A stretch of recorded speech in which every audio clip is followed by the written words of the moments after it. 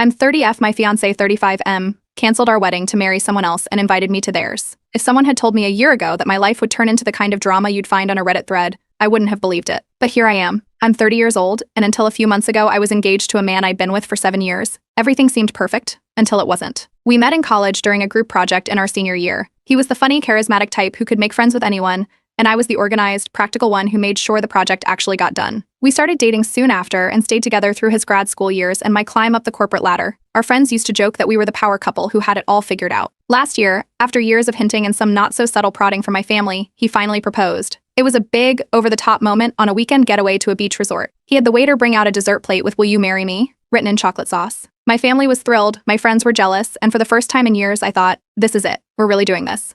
Planning the wedding was a whirlwind. I dove headfirst into it, picking out venues, sampling cakes, and putting deposits down on everything from the florist to the photographer. I'll admit, I took charge of the planning. It's just who I am. I like things organized, and I wanted our wedding to be perfect. He seemed happy to let me handle it, though there were moments when he seemed distant. I chalked it up to work stress. His job had been demanding lately, and he was always complaining about long hours and office politics. Looking back, there were red flags. Small ones at first, like the way he kept his phone on silent all the time or how he'd disappear into the other room to take a work call. One time, I saw a late-night text pop up from someone named Samantha, but when I asked about it, he shrugged it off, saying she was a coworker asking about a project. I didn't push. Why would I? We'd been together for 7 years. I trusted him.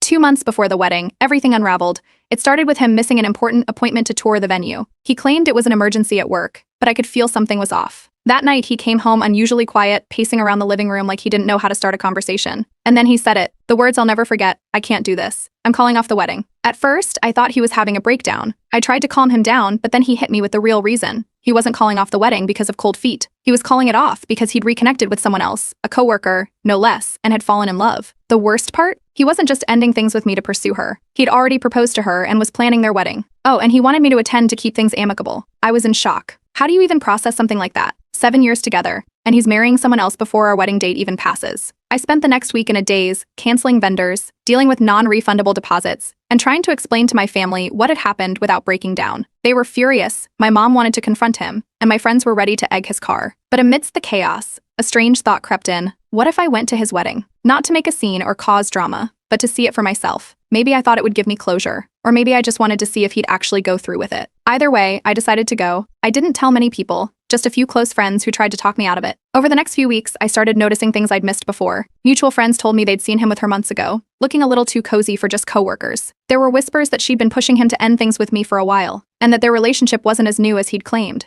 It hurt, but it also made me realize this wasn't my fault. I'd been loyal and loving, and he'd made his choices. On the financial side, things were messy. He'd left me to handle the